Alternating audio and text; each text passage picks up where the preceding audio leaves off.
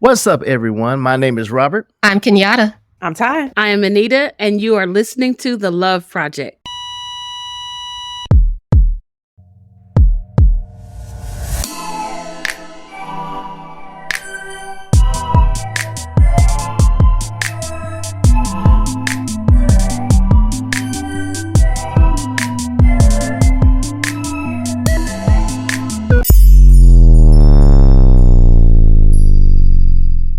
What's up, Miss Tytus? How you doing? I'm doing good. I'm just so excited to be here with y'all and chop it up with y'all. How are y'all doing? Awesome. So awesome. Today we have a lighthearted, wonderful topic called siblings and love.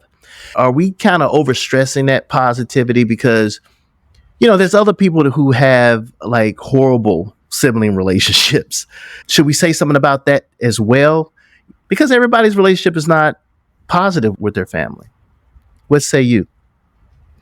I don't think that we have to choose a side. I think perception is reality. So if my reality says, it's, rainbows and unicorns, then that's my reality. If someone else's reality has a couple of thunderstorms, I don't think there's anything wrong with them acknowledging that. I just think that we just have to be able to accept everyone has a different reality and it changes all the time. So, right. Kenyatta? Yes, I completely agree with Anita regarding the fact that it could be perception. However, like you mentioned, I know some people had some terrible relationships and they probably, it's like they're enemies. So I can honestly say that some people can actually understand or relate to what we're talking about. However, they can enjoy it anyway because they have children and other things. They can have, or they create their own relationships outside of their actual siblings. Okay. And Miss Tytus? I have a little bit of a different perspective, maybe. Okay. I think I'm a little bit younger than most everyone on here. So I came up watching a lot of television shows that stressed disliking your brother and sister, mistreating them, talking trash to them, bullying them. And so as a kid, that taught me that it wasn't cool to get along with my brother. Oh. So I kind of realized that as an adult, where did that come from, that it's good to not get along with him? I was like, it goes back to these shows I was watching as a kid, like Clarissa Explains It All. I don't know if you ever heard of that. absolutely. Watched it. You remember that show, right? Absolutely. Yeah. I've not heard anyone say those words in a sentence together in so long. It just hit me like this whiff of old school hit. Don't know what y'all talking about. The nostalgia, right? But if you remember, Melissa Joan Hart was the star of that show, and her and her brother Ferguson had a horrible relationship. But I thought she was so cool, and I wanted to be like that. So it took me a little while to realize, your siblings are a gift. It's not nice to mistreat them, and you should want to be in a solid relationship with them. So in my personal life, I don't think it was ever overstressed or understressed. I just kind of fed into pop culture's idea of a sibling relationship in an unhealthy way, but I have been working to correct that, but we'll talk about that later. All right. So before we go into the positive, let's kind of look at some of these negative issues. The first one that I thought about was sibling rivalry. And from my perspective, what the way that I wanted to approach it, for me, I don't have to approach it this way, but I didn't want to look at it from the perspective of, like the parents treating one child better than the other. I wanted to come from the perspective of sometimes our siblings, especially our older brothers or sisters, they act as if they are the parent and they treat, they're treating you like you're their child. And that was my relationship with my brother. He was like my dad, man. The dude spanked me a couple of times. Oh, wow. So anybody have any experience like that, or what y'all think about rivalry? So I'm number 3 of 4. Okay. And we're all pretty close in age. My older 2 sisters are exactly 11 months apart. Myself and the sister above me, we're a year, 11 months and a week apart. We're stair steppers in the very essence of what a stair stepper is. I don't think there was a lot of rivalry, though. I think even what you're talking about, the motherly demeanor my older sisters had. I don't think it was because, I'm older and I know better. I think it was almost a byproduct of our household. My mother was a Right. single parent and we were latchkey kids, and there had to be a sense of responsibility somewhere. And so sometimes, Angela, my oldest sister, was the more poised one, because she was the oldest and we kind of looked up to her. So we wanted to kind of, do what she said do. We wanted to kind of please her. So it just kind of worked that way. But I think sometimes people on the outside made us feel as if there was something wrong with that, or there was something wrong with how close we were and how close we still are, almost as if there was something dysfunctional about how attached to each other we were, when in reality, they were like my God-given best friends. Like I didn't have to seek it anywhere else. And so that guidance was a part of that friendship. Again, it goes right back to perspective. I'm sure from her point of view, I wasn't motherly. I was just telling her to quit acting silly. But to me, when I'm 10, I thought it was a brilliant idea to jump from the top of the house. So don't mother me. Perspective. I mean, that it goes. She didn't spank you though, did she? So what's so funny, and people never believe this, out of all the years we took care of each other, we have never, my siblings and I have never laid a hand on each other. I can believe it. Well, I'm the oldest. There's just two of us. I don't think I treated my brother like another parent. I don't think my parents ever put that pressure on me either. But I know when we were younger, he really looked up to me, wanted to be up under me all the time. And I'd just be like, go away, go away. You're annoying me. I think there was definitely a difference because I'm a girl, my brother's a boy. So like we just had different responsibilities around the house. And I think we both kind of felt like the other one was getting off easier than the other one. Absolutely. Right. I'm just like, well, I got to wash dishes. He's like, I got to cut grass. And I'm like, touche. But you always feel like you're getting the short end of the stick, right? But right. And because there's an age difference of 4 years, so I don't think we ever felt like that type of rivalry. But because my personality is more like my dad's and my brother's personality is more like my mom's, I think sometimes there was a little bit of friction there because you have parents trying to parent kids that are different from them. So sometimes it's not always appropriate to treat one child one way and treat the other child the same way. So yeah, but overall, I would say we didn't really have a whole bunch of rivalry. Some hiccups there, here and there. Yeah. Okay. That's fair enough. King Yada. I'm the oldest too. And I have a similar story to Ty's regarding my sister stayed underneath me. She was my shadow. I was like, oh my gosh, will she get away? I mean, I love her, but I need a little room to breathe. just give me a second to breathe. It got to a point, I'm a little bit older, but she's so close. We're like 2 years and like 7 months apart. So we're just distant enough, but just close enough. So we didn't really have too much rivalry, but there was a moment that I almost ended it because she got on my nerves. But other than that one incident, we were perfectly fine. Hold on. You said you almost took your sister out? Well, it was... You almost had to take her out. She just had to. She just decided. You know what? I learned this new trick. I don't know what we used to call it in the 90s, but what they call it now is joning. And she decided to practice and get really skilled by using me.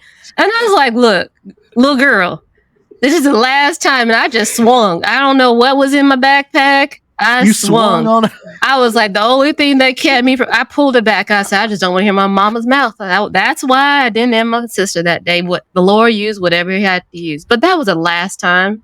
And we always had a good relationship. It was just that one moment in life. One moment. Okay.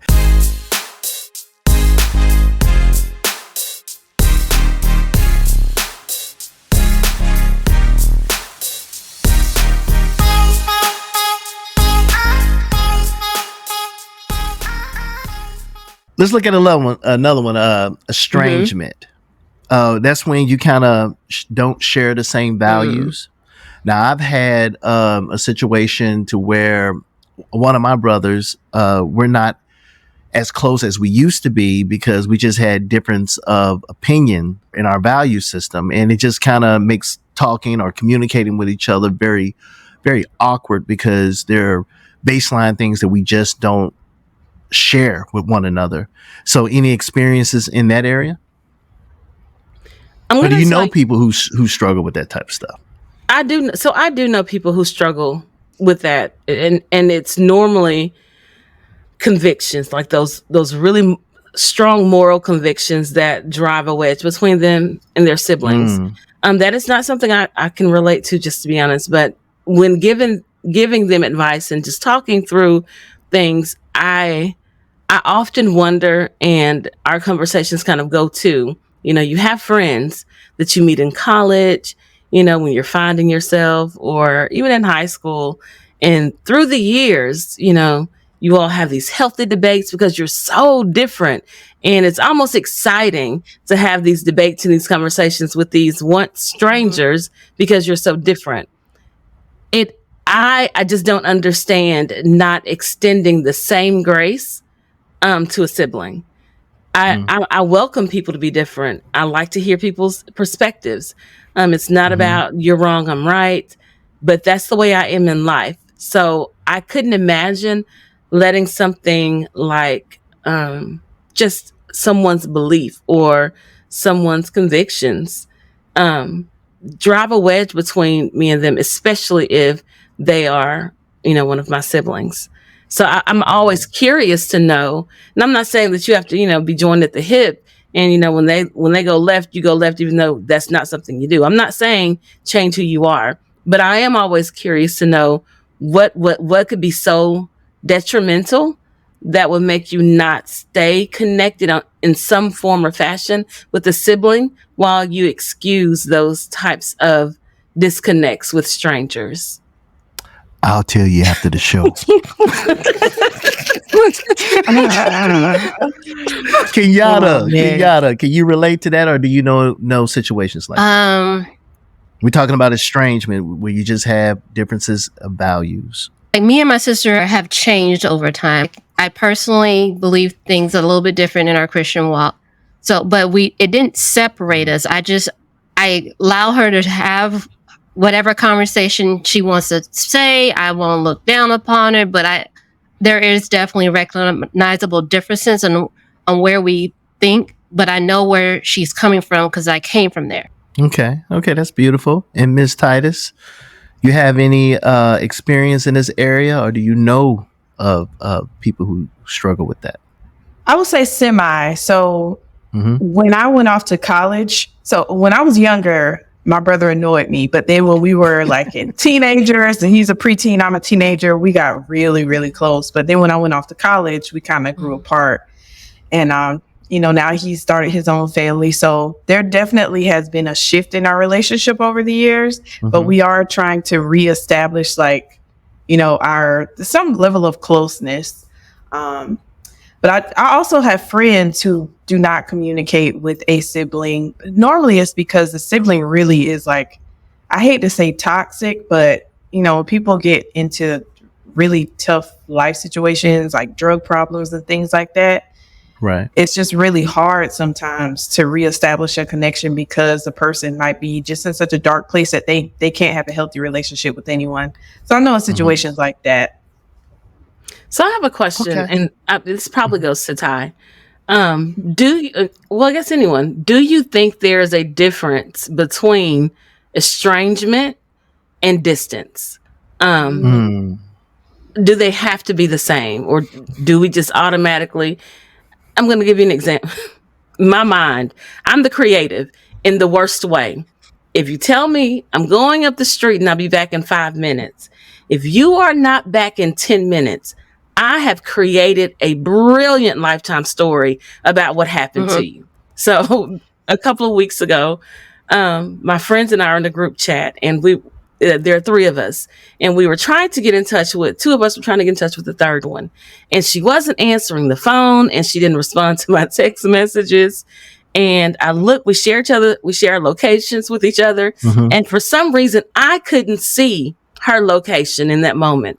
So in my mind, oh my gosh, I've got to get really reflective really fast. I've done something really bad, so bad that she's blocked me.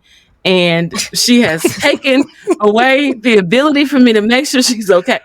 I say all that to say, even if she was taking a break, that's a little distance. I don't think that means we're estranged. So I wonder, is there a difference between two people being estranged and people having to love each other from a distance, or just take a break so that we can be in our own safe places? Can I say something on there? Someone has something they want to say. Go ahead. Okay. I have a brother. He lives in a different state. He was in the military, and he left to go to the military, I think, when I was 8 years old. So he's always been in the military. He's always like traveled the world. And he was sending money home and all that type of stuff, and a very honorable type of person. And I remember times where he would come home and take me places and stuff like that. But I feel like that's a distant relationship, because like I don't call him for like big brother advice. I don't know his whole backstory. Just recently, which was a very touching situation that happened, and God just works, he works on his own time. We kind of opened up, and he told me about some relationships, and I kind of told him about some things. But up until that point, I've never like traveled out of state and been to his place and stuff like that. So that dependence on one another has never really been there. We have no issue and no problem with each other. We love each other. It's just that he was distant. We pick up the phone and we can talk, but that dependency was not there. The brother that I was talking about earlier, we'll talk about it after the show. We talk about it after the show. It hurts very bad. Love him very dearly. He was one of those people that you talk to every day.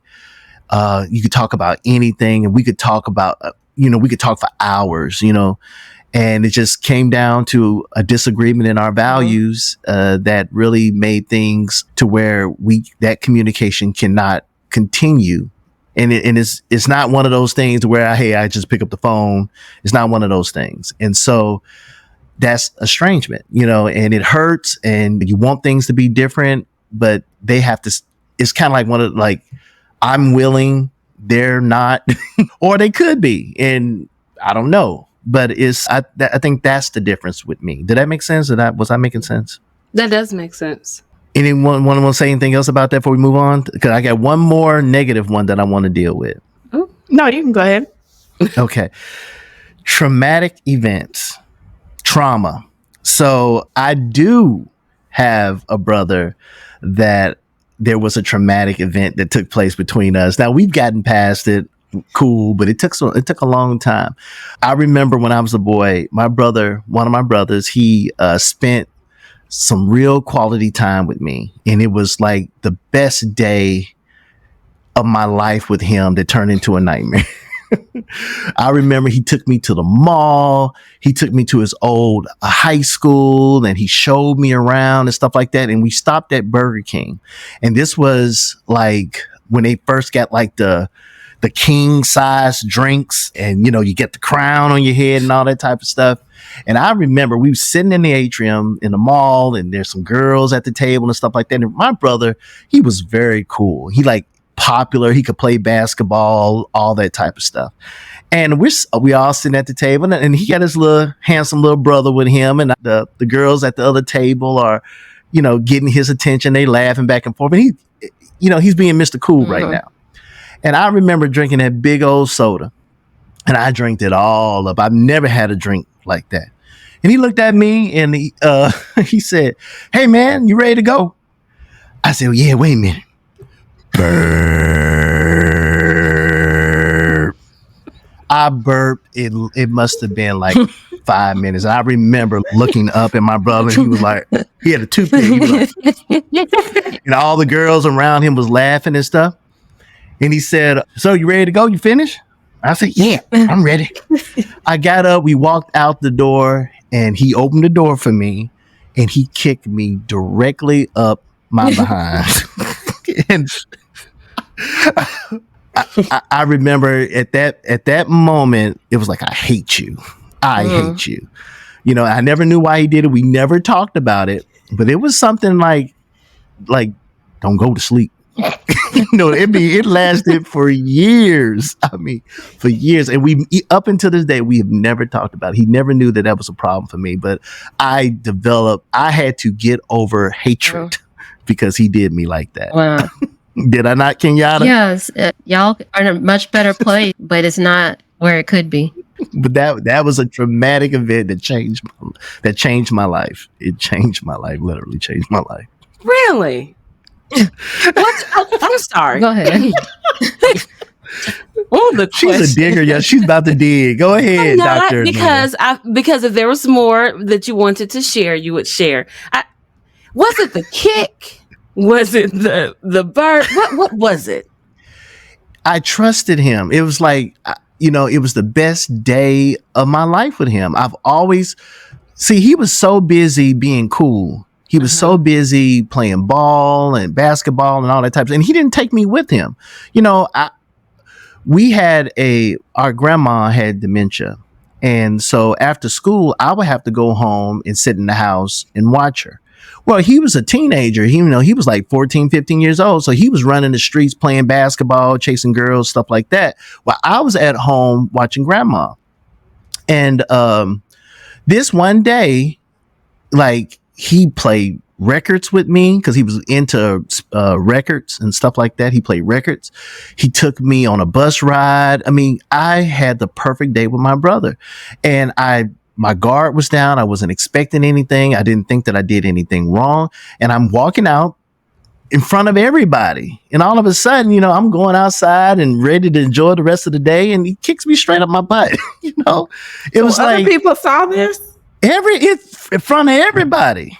This is before child abuse was a thing. So he embarrassed you. I'm thinking you were hurt because he physically attacked you. But not only did he physically attack you, he did it in front of a group of people. He humiliated me. I'm talking about in my late 30s, there was like a stain on my heart. And we never talked about it. Never talked about it. So okay. Let me. I want to fix your life. So, fix my life. What if this young, emotionally immature guy who is accustomed to being seen in this light, in this beautiful light? Keep in mind, you're both still children at this point, right? What if he was bringing you into the spotlight, and you know what? I'm going to sacrifice and jeopardize everything for my brother. Hold on, because I want this to be fixed. Justify the kick in the butt. Go no, I'm not justifying it because that was your humiliation, and I think you should be able to sit in that. But what if in his mind it was, I'm going to give you some of the humiliation back from you singing for 5 minutes and making it smell like Sprite or Coke. You probably drank Fanta. Probably. And so now it probably had onions on your burger. And here he is, like, this group of girls is looking. Not only am I going to entertain them, I'm going to bring Lil Robbie in, because I'm assuming in my mind he called you Lil Robbie. I'm going to bring Lil Robbie in with me. And right when y'all were about to just go in for the kill, you embarrassed him. So instead of him like acting up, he was like, you know what, I'm gonna give it back. So it's technically tit for tat. Yeah. Well, what if? Hey, I wish I thought about it like that sort of back then, but I just thought about it, and this is one of the reasons why I guess I never really bonded with a lot of people. And the people that I do bond with, I bond. And I'm very extra with. Because I felt like at that moment what happened in me, my trust broke. Because remember, my other brother, he was gone into the military. So this was my dad and my brother all rolled up into one. And and I just felt like, a brother shouldn't do another brother like that. And so even when I see you and your sisters together, sometimes I just sit and just watch y'all interact with each other. Because, we spent some time together, Yeah. Kenyatta and I have spent a lot of time with you guys. And sometimes I just like watching how y'all interact and play and laugh. And one thing about it, if your sister had offended you, you could react. Remember, he's acting kind of like my dad. So I couldn't react because he would discipline me. So all I could do is hold it in. And it built up resentment in me for many years. Anyone that knows me knows I'm huge on energy. I don't like to go into a room where I feel like I'm going to be pulled down a little bit. I just wish someone had given you, just a little, hey, maybe, because that's a lot of years of a lot of energy. There's a book that I read, and it talks about your energy, and it doesn't say like you shouldn't care. I'm not going to recite the name of the book because there's really no nice way of me saying the name. But tell me after the show. I'll tell you after the show. I'll even let you borrow it. Okay. But it's not about not being able to feel these things. It's about having so much energy in a day. And the example that I always use when I talk to people is the guy goes to a gas station or to a store, buys something, and instead of the clerk giving them $3, say $3 and change in dollars, they gave him a whole bunch of nickels. In that moment, you have two options. You can either spend a lot of energy acting a fool over $3. It just makes a noise and, it's nickels. I hate nickels. Or you can just take the nickels because in the grand scheme of things, it's not that big of a deal, and take that same energy home and invest it in someone that you care about. So I'm really big on picking my battles. Which is why some people will get a lot out of me and some will get, okay. I'm either hot or cold because I don't like when people waste their energy. And part of me just feels bad that you wasted so many years. Yeah. And had I been your friend, I would have kicked him back for you, Robert. I'm sorry. I'm so sorry.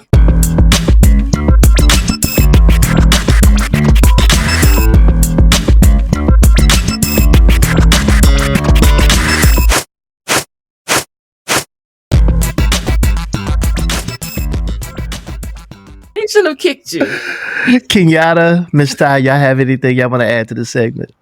Gosh, I haven't had those experiences. I was a good big sister. So, look at you. No, sorry. Ty in the side eye tells me that she wasn't a good big sister. You not all the time. No.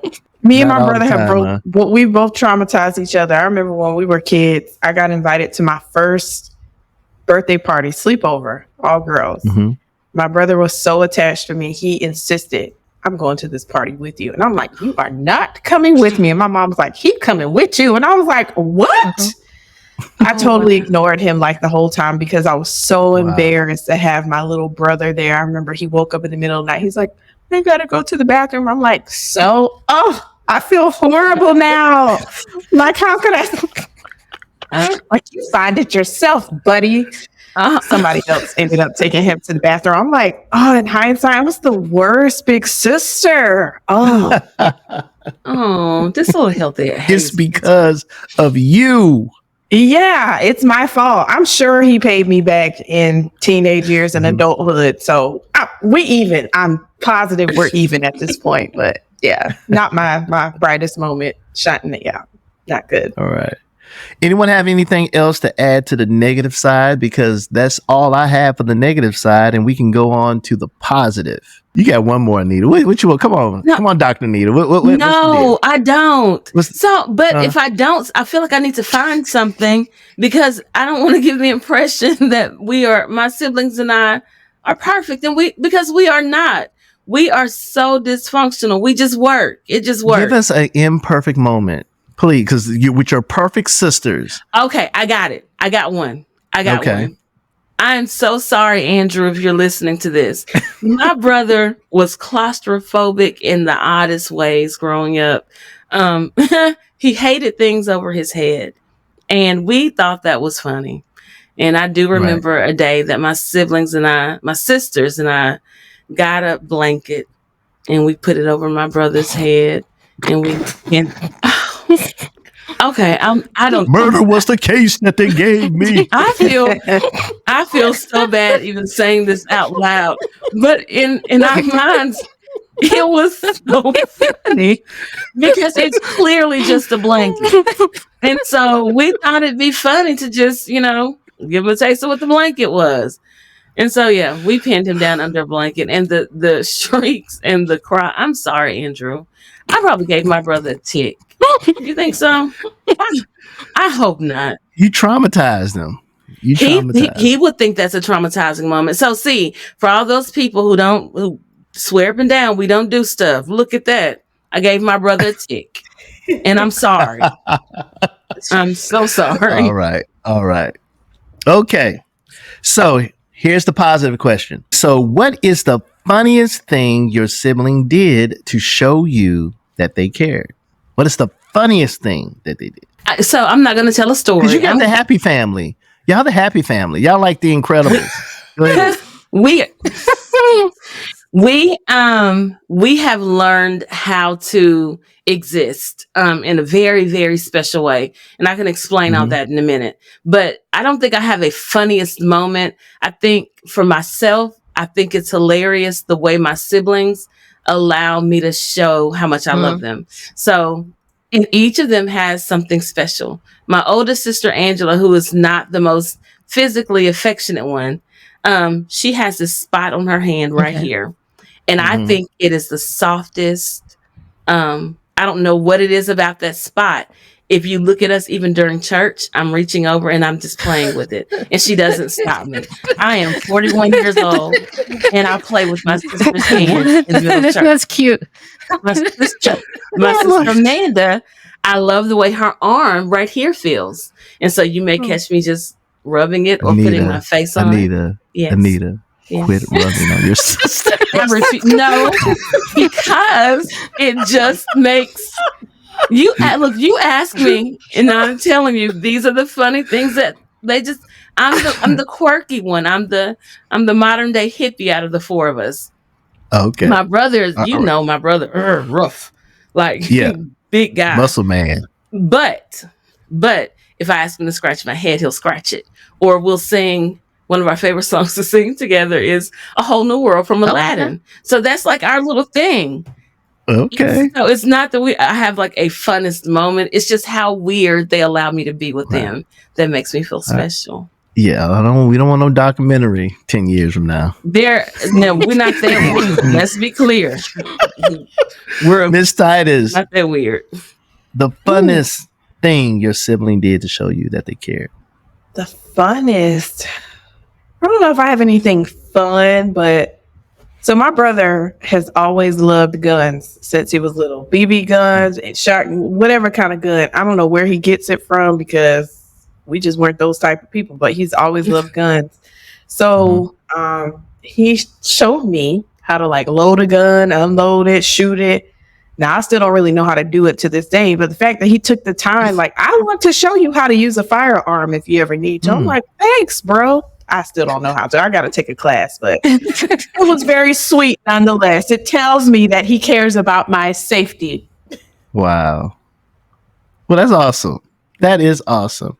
Kenyatta? Okay, so I wasn't there, but one of the funniest moments that my sibling did is she was invited to some friend's party. They used to live on base because I'm a military kid. They moved off. We're a little older. I think I'm like 19 or 20 at this point. That's what my sister's doing. She's going out to see her friends, and that was fine.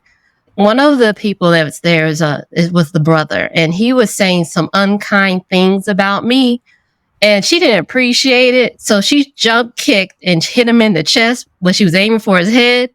And it was hilarious when she got home and told me. But I was like, I appreciate you, protecting my honor.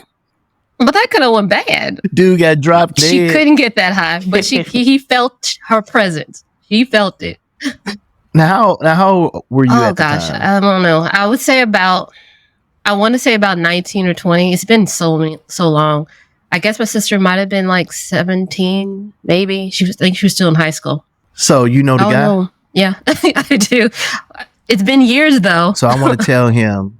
I want to tell him, sir. Don't sweat a vest. Tell him. I have a special set of skills. What's the skills? I will find you. Hey, when you say I will find you, just zip up real fast.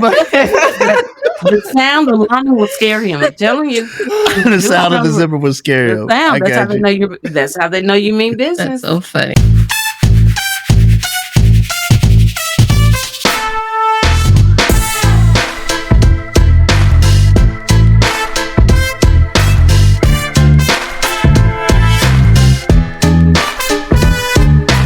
All right. I have a thing. Now, the same brother that caused the trauma and acted like he's my dad, the funniest thing that he always do, ever since, like, you know, I'm married again and all that type of stuff. And it just came a point to where he started giving me stuff. I mean, shoes and pants and shirts and jackets and, you know, hey, Rob, you know, won't you come on down and bring the kids something? I'm cooking for you and all this other type of stuff. Why did you give me all this? I don't want this stuff. I don't want this stuff. Why do you keep giving me stuff? And it dawned on me that, you know, we're having that conversation without having that conversation. And I think he knows that was a traumatic moment. And it's funny to me that he continues to make it up and show me that other perspective by he's always been making sure, you know, I got the things that he wanted me to have. And so I really appreciate that. And that's kind of funny when I think about it. So that's one thing. The other thing is I have a sister, you know, and I have other sisters, but one of them particularly, you know, I remember her as a little baby. So she's the closest sister to me. And, you know, I'm extra. Like I said, I have bonding issues, but when I bond with you, I'm very extra with you. And she always, it's so funny. She always like create those moments where I can give her the biggest hug and she can give me the biggest hug and stuff like that. And it's funny because, you know, no one understands, like, why they do love you like that. She would be in relationships and that's your brother. You know, he calling around the family trying to make, no, who's this Robert guy? That's her biological brother, man. That's her brother. He just loves her. Anyway, that's my funny thing. Anybody got anything else they want to say? What's the coolest memory? Not the funniest, but the coolest memory you have with your sibling that made you feel super close? I think probably one of the most unique memories. I don't know if it's the coolest. This is a very hard topic. I know you didn't think it would be, but this is a very difficult topic for me just because of my sibling relationship. The coolest, there's so many. I do think it was really, really neat that at one point, SAU, the school that we all started there. We were all there on campus at the same time. And so they did a story on us because they thought it was really unique that, you know, 4 siblings were all there. My sisters and I, we were all in band. We were all in the flag line together. We were all members of the same sorority.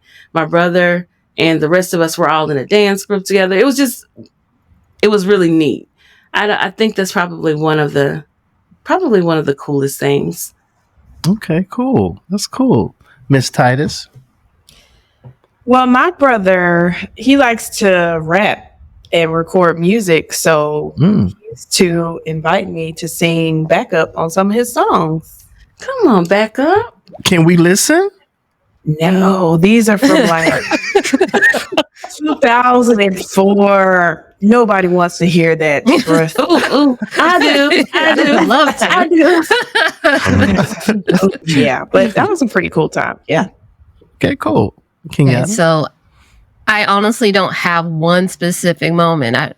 But I can say the sum total of all my different events between myself and I have a god sister as well. We call her the other sister. She knows who she is. Right. She is the third sister.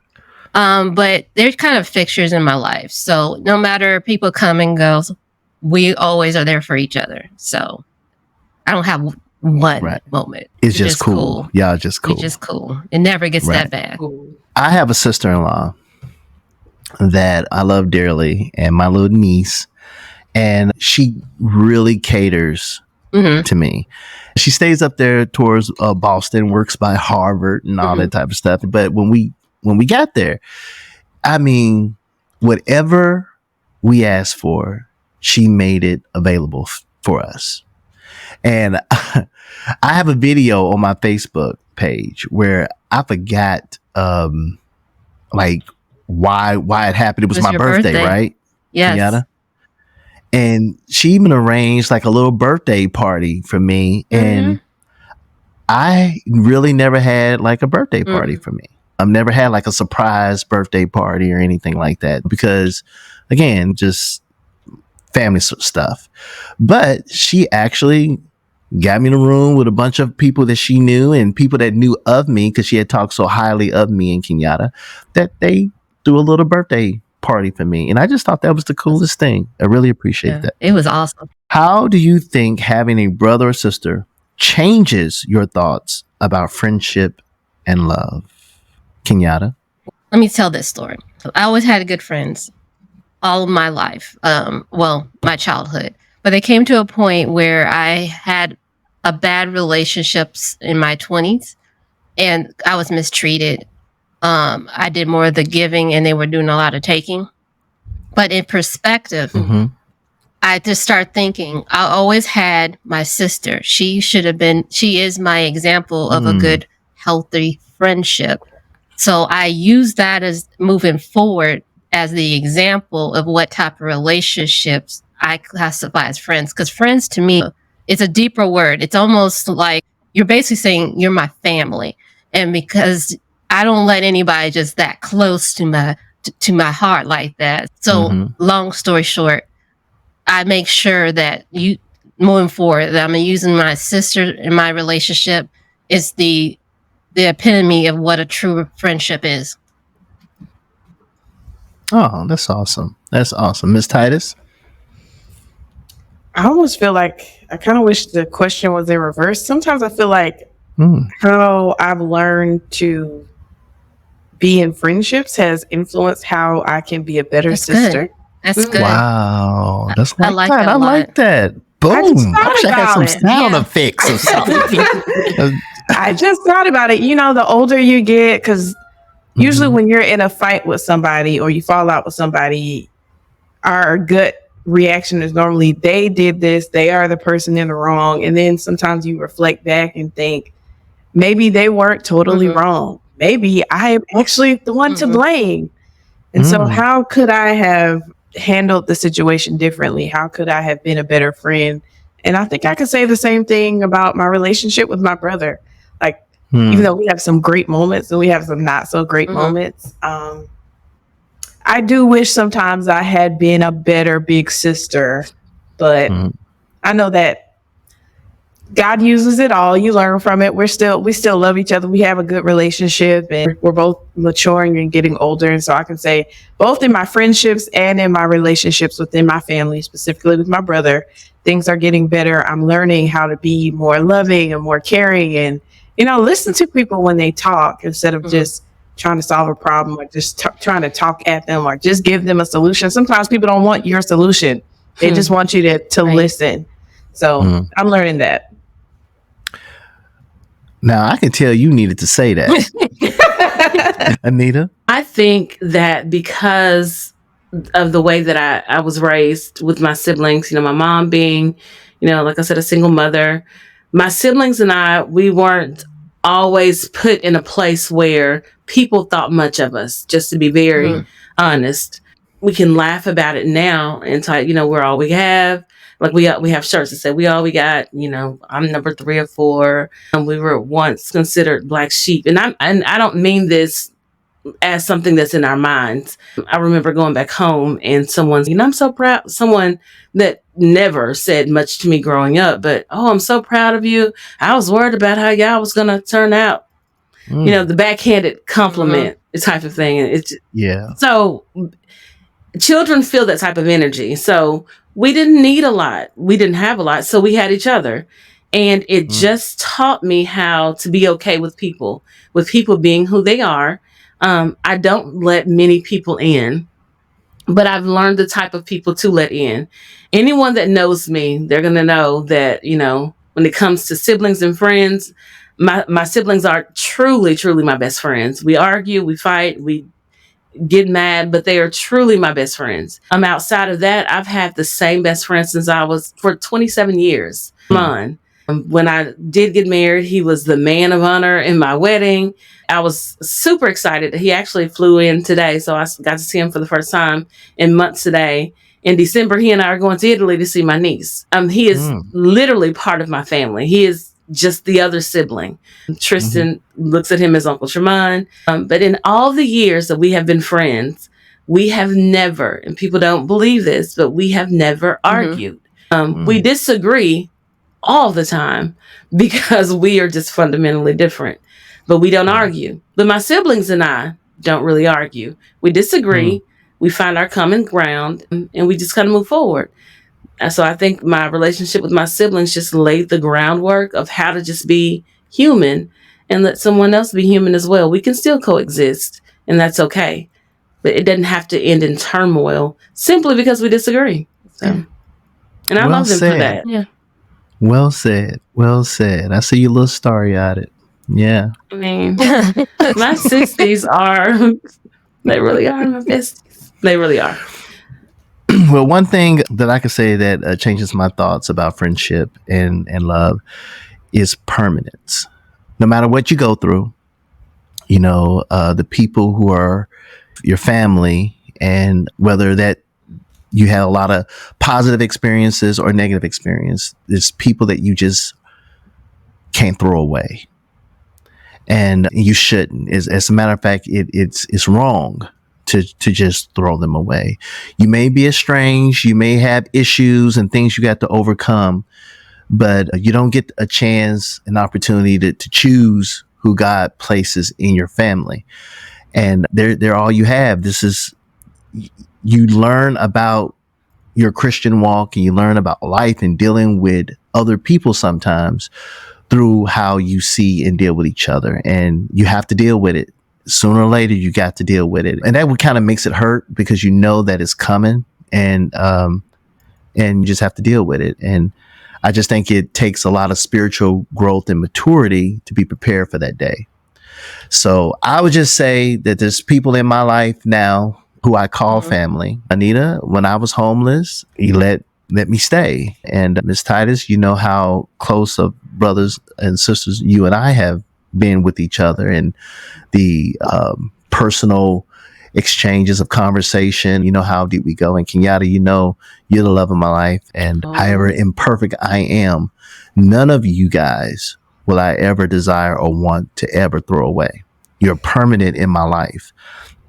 And that comes with great responsibility. And sometimes we might not always like each other, but we should always have each other. Any final words? That was beautiful, Robert. And I will never kick you, even if you I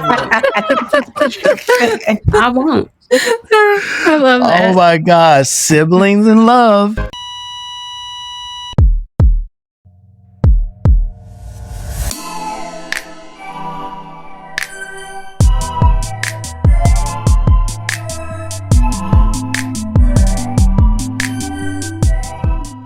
Thank all of you for tuning in. Subscribe, follow us. We're on Apple, we're on Spotify. Hey, tell a friend about us, because this is the Love Project, and we're going to do what Paul said. We're going to remember that the greatest of these is love. Thank y'all. Good night. Take care.